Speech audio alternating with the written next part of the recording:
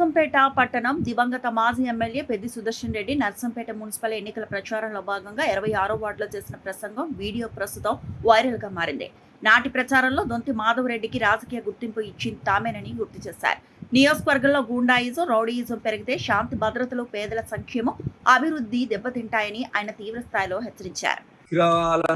కూల్చే శ్రద్ధ ఇక్కడున్న పాలకులకు కావచ్చు, అధికారులకు కావచ్చు, ఒకటే చెప్తున్నా, అభివృద్ధి మీద మీకు ఎందుకు శ్రద్ధ లేదని మేము ప్రజల పక్షాన ప్రశ్నిస్తున్నాం.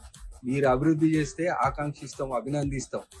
కానీ మీరు దుర్మార్గం చేస్తే ప్రశ్నిస్తాం, తప్పకుండా ప్రశ్నిస్తాం. ప్రశ్నించే గొంతుకలై ఈ నర్సంపేట నియోజకవర్గంలో 1000 మంది సుదర్శన్ రెడ్డిని తయారు చేసిపోయిన మా సుదర్శన్ రెడ్డి యొక్క నాయకత్వాన్ని, వారు నేర్పిన మంచిని ముందుకు తీసుకుపోతాం తప్పించి కానీ మీలాగా దుర్మార్గమైన వేషాలు చెయ్యం.